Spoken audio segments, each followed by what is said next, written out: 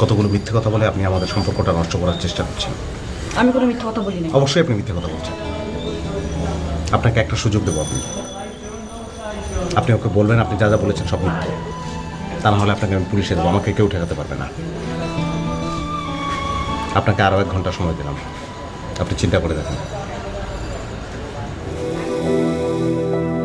সন্ধ্যা হয়ে গেছে, আমার মনে হয় তোমার যাওয়া উচিত। আমি যাবো আর ও থাকবে না? আশ্চর্য, তুমি না গেলে তো আমি পুলিশ ডাকতে পারছি না। প্লিজ তুমি যাও, ওকে পুলিশে ধরিয়ে দিয়ে তারপর তোমাকে আমি ফোন দিচ্ছি। এর শেষ না দেখে আমি কোথাও যাবো না। আর ও যে মিথ্যা বলছে দেখেও স্বীকার করে কিনা? স্বীকার করবে না তো, ও তো টাকা খেয়েছে, রিস্ক নেবে তো। আমি যাচ্ছি না, ব্যাস। থাকো, দেখে এতে কি সমাধান হয়। হ্যালো আব্বু। হ্যাঁ বলো, কি বললে? তোমার আজও ফিরতে দেরি হবে? আপু তো বান্ধবীর বাসায় গেছে। আচ্ছা ঠিক আছে, আমি ফোন করছি।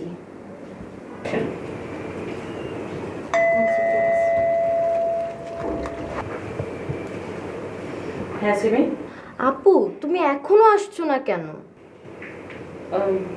আপুকে বলিস আমি আজকে আমার ফ্রেন্ডের বাসায় মানে তামান্নার বাসায় থাকবো। আচ্ছা ঠিক আছে, আব্বুকে বলে দেবো। বাই।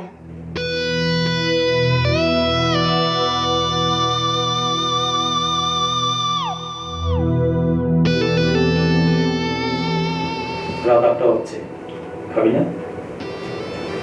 না, আপনি? খাবো না। মেয়েটা আর কিছু বলেছে? বলবে না তো। পুলিশের ধোলাই গেলে তারপর বলবে। রিমি যাচ্ছে না, পুলিশেও দিতে পারছে না। তাহলে সমাধান কি? সমাধান কি আমি জানি। ঘুমানোর তো একটা ব্যবস্থা করতে হবে।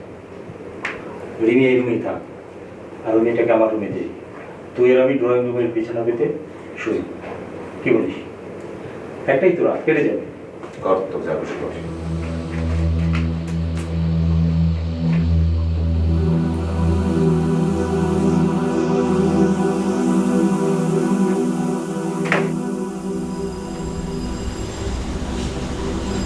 খেতে আসুন। আমার খিদে নেই।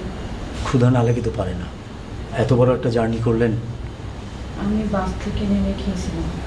আচ্ছা বুঝলাম ক্ষুধা নেই, কিন্তু একটা বিশ্রাম তো নিতে হবে। আমি এখানে বসে রাত কাটাতে পারি। তা হয় না, আপনি বরং আমার রুমে গিয়ে শোন, আর আমি আর সুজন ড্রয়িং রুমেই কাটাবো। আপনাকে কষ্ট করতে হবে না।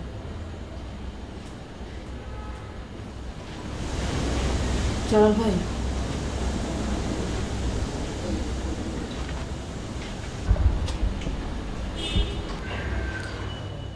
সুজনের সাথে রিমির কতদিনের সম্পর্ক? বছর 2 হবে। ওরা বিয়ে করবে?